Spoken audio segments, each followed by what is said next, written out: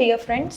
I am Dr. Shravya, consultant fertility specialist here at 49 Hospital, Secunderabad. Infertility అనేది సమస్య, but we have seen పేపర్లో, news పేపర్లో, print media చాలామంది చూస్తుంటారు that 40స్లో 50స్లో చాలామంది ఈజీగా కన్సీవ్ అవుతున్నారు. సో మనం కన్సీవ్ కాలేమా అని. చాలామంది కన్సీవ్ అవుతున్నారు, బట్ 40+ వాళ్ళు కన్సీవ్ అయ్యారంటే definitely there is some form of assisted reproduction అండి. ఇట్ ఈస్ నాట్ 100%, బట్ 90% మంది చాలామంది either some form of assistance తీసుకొని ఉంటారు. సో అవన్నీ విషయాలు మీకు బయటకు తెలియవు. సో అందుకని మీరు అందరూ న్యాచురల్గా కన్సీవ్ అయ్యారు అనుకుంటారు. ఎందుకంటే there is something called biological clock. ఆడవాళ్ళకి ఎగ్ నెంబర్స్ అనేది పుట్టుకతో number is fixed. Every month మనకు పీరియడ్స్ వచ్చినప్పుడు ఎగ్ నెంబర్స్ డిక్రీజ్ అవుతూ వెళ్తాయి.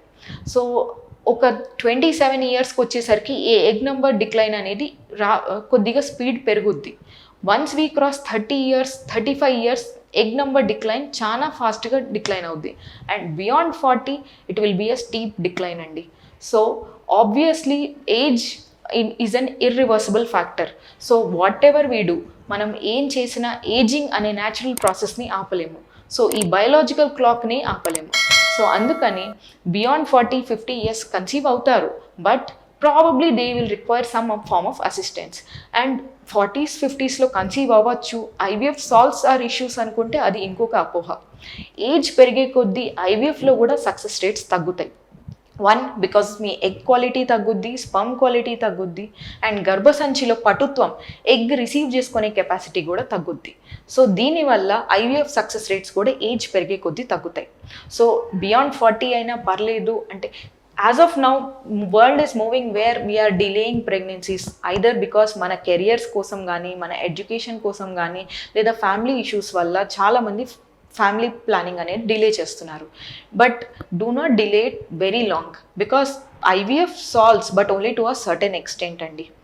ఇంకొక ఇంపార్టెంట్ విషయం ఏంటి అంటే, later pregnancies in the later age beyond 35 are associated with complications. Both అమ్మకి అండ్ బిడ్డకి, అంటే తల్లికి బిడ్డకి ఇద్దరికి కాంప్లికేషన్స్ ఉంటాయి. ఐదర్ బీపీ పెరగటం, లేదా షుగర్ రావటం ప్రెగ్నెన్సీలో, లేదా ప్లాసెంటా ప్రాబ్లమ్స్ అంటే బేబీకి రక్త ప్రసరణ అయ్యే ప్లాసెంటాలో ప్రాబ్లమ్స్ రావచ్చు. అండ్ బేబీ ఎదుగుదలలో ప్రాబ్లమ్స్ అంటే ఇంట్రాయూట్రైన్ గ్రోత్ రిటార్డేషన్ అంటాం. ఇటువంటి సమస్యలు కామన్గా చూస్తాం ఎల్డర్లీ గ్రావిడాస్లో. సో ఎల్డర్లీ ఏజ్లో ప్రెగ్నెన్సీ రావచ్చు, but the complications are also equally high.